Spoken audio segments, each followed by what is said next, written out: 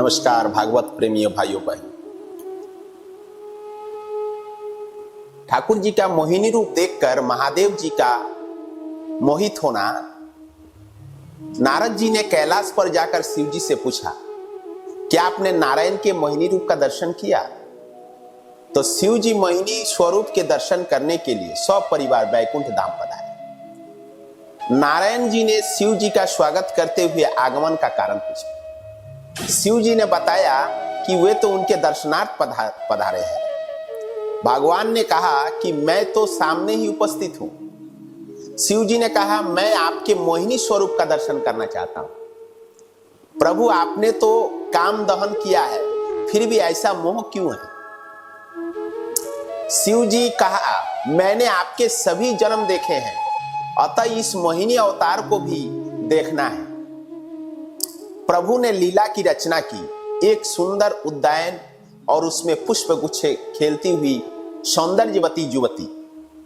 शिव जी ने यह देखा तो पार्वती की उपस्थिति भी भूल गए। भगवान की माया से शंकर जी मोहित हो गए। जिसके सिर पर ज्ञान गंगा है और जिसका वाहन ज्ञान है, क्या उसे काम प्रभावित कर सकता है?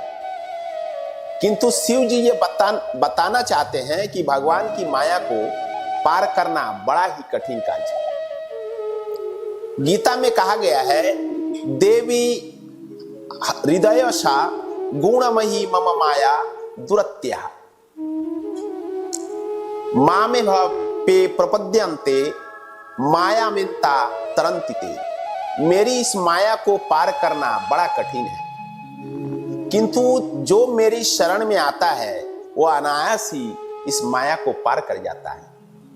शिव जी देवबान भूल गए, दर्शन करने वाला देवबान भूल जाता है। शिव जी सोच रहे हैं कि जब मात्र दर्शन से ही इतना आनंद मिलता है तो मिलन तो कितना अधिक आनंददायी होगा। आनंद अद्वैत में ही है।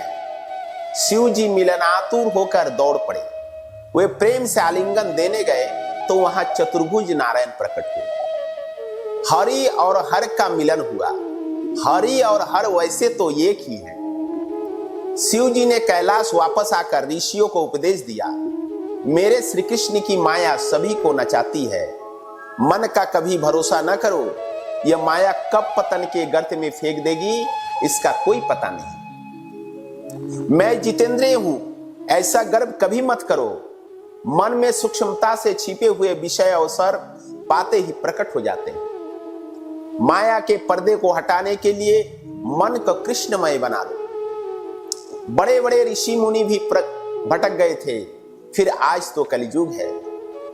कलियुगीय मनुष्य काम का कीड़ा है, उसे तो और भी अधिक सावधान होना चाहिए। शिव जी मनुष्य को समझाते हैं कि हरि स्मरण और हरि कीर्तन ही मनुष्य को मोहिनी के मोह से बचा सकता है। नमस्कार।